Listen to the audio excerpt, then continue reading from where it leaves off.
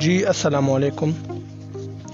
آج یہ نوٹس افسانے کے حوالے سے ہے کہ افسانہ کیا ہے اور اس کے اجزائے ترکیبی کون کون سے ہیں۔ تو شروع کرتے ہیں کہ دنیا کی خرشے کی طرح ادب بھی حالات اور زمانے کے تقاضوں کے ساتھ بدلتا رہتا ہے۔ زمانے کی کروٹوں کے ساتھ فکشن نے بھی کئی روپ بدلے۔ داستان، اس کے بعد ناول اور اس کے بعد افسانہ فکشن کے سفر کے 3 پڑاؤ ہے۔ داستان، ناول اور افسانہ، ان تینوں میں ایک خصوصیت مشترک ہے اور وہ ہے قصہ۔ قصے کی پیشکش کا انداز ایسا ہونا چاہیے کہ قاری کی توجہ اس پر جمی رہے اور ہر لحظہ وہ یہ جاننے کے لیے بےتاب رہے کہ آگے کیا ہونے والا ہے۔ داستان کو قصے میں قصہ جوڑ کر طول دیا جاتا ہے کیونکہ یہی زمانے کا تقاضا تھا۔ عقل کو دنگ کر دینے والے واقعات سامع یا قاری کو گرفت میں لیے رہتے تھے۔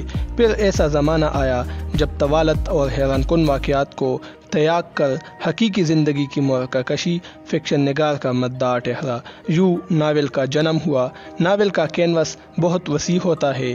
تخلیق کار اور قاری دونوں اس سے اس کے مطالبے سخت ہیں، لہذا فکشن کے کسی ایسے روپ کی تلاش ہوئی جسے لکھنے اور جس کے پڑھنے میں کم جگر کاری کرنی پڑے۔ اس تلاش کے نتیجے میں مختصر افسانہ وجود میں آیا۔ افسانہ مختصر ہوتا ہے، اس میں پوری زندگی کو پیش کرنے کی گنجائش نہیں ہوتی، اس میں زندگی کے کسی ایک رخ اور کردار کے کسی ایک پہلو سے سروکار رہتا ہے۔ اب افسانے کی اجزائے ترکیبی کو پڑھتے ہیں۔ تو اجزائے ترکیبی تو افسانے کے بھی وہی ہیں جو ناول کے ہوتے ہیں، مگر افسانے کا پیمانہ چھوٹا ہوتا ہے، اسی لیے ان کے برتنے کا انداز بدل جاتا ہے۔ ان اجزائے ترکیبی کا ذکر کرنے سے پہلے یہ عرض کرنا لازمی ہے کہ اس معاملے میں اہل نظر کی رائے بدلتی رہتی ہے۔ کچھ عرصہ قبل پلاٹ، کردار، نقطۂ نظر اور وحدت تاثر کے بغیر افسانے کا تصور ممکن ہی نہ تھا، لیکن زیادہ پرانی بات نہیں کہ بغیر پلاٹ کی کہانیاں لکھی گئی اور وہ نہ کہانی کہلائی۔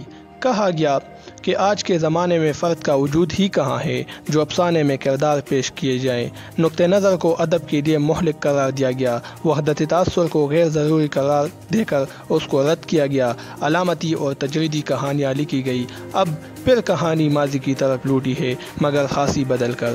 آئیے اب افسانے کے اجزائے ترکیبی کے بارے میں مختصر سی معلومات حاصل کرتے ہیں۔ تو جو پہلا جز ہے جس سے افسانہ بنتا ہے وہ پلاٹ ہے۔ پلاٹ سے مراد ہے واقعات یا افسانے میں کوئی ایک واقعہ پیش کیا گیا ہے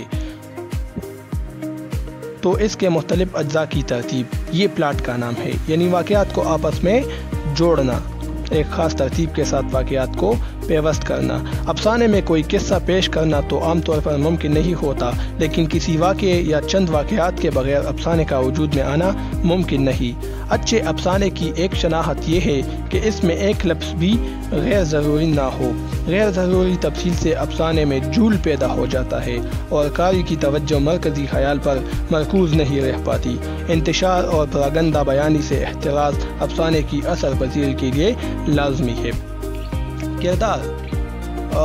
کردار افسانے کے لیے بھی اسی طرح لازمی ہوتے ہیں جس طرح ناول کے لیے، لیکن افسانے کا پیمانہ مختصر ہونے کے سبب افسانہ نگار کی دشواریاں اور مصیبتیں زیادہ ہوتی ہے۔ ناول نگار کو مختلف زاویوں سے کردار پر روشنی ڈالنے اور اسے اجاگر کرنے کا موقع ملتا ہے، جبکہ افسانہ نگار کردار کا کوئی ایک پہلو ہی کامیابی کے ساتھ پیش کر سکتا ہے، کیونکہ افسانہ مختصر ہوتا ہے اور اس میں طوالت پیش نہیں کی جا سکتی۔ افسانہ نگار کو بڑی محنت کر کے کردار کو اس طرح تراشنا پڑتا ہے کہ وہ قاری کے دل میں گر کر سکے۔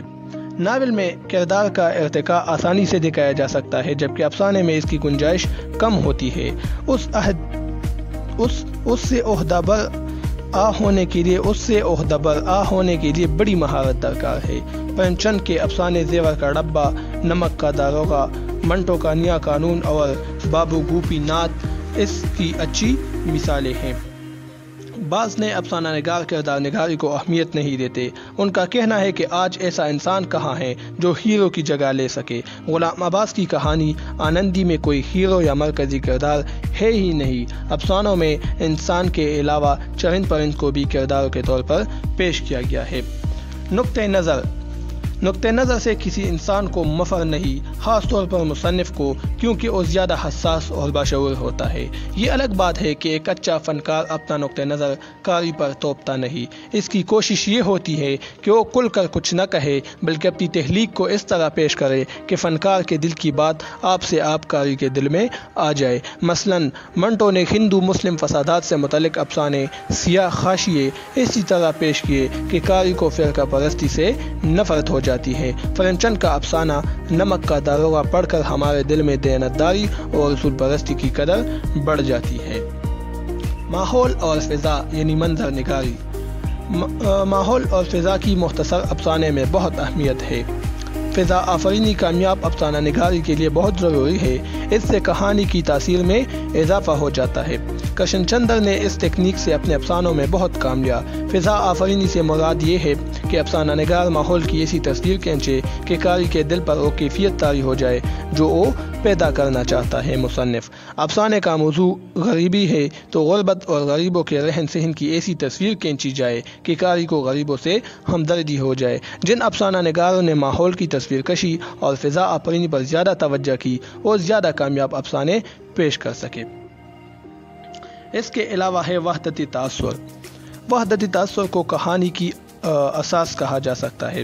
کچھ دنوں پہلے اس کی شدید مخالفت کی گئی اور کہا گیا کہ اصل زندگی میں انتشار اور بکھراؤ کی کیفیت ہے تو یہ کیسے ممکن ہے کہ افسانے میں یہ کیفیت نہ پائی جائے۔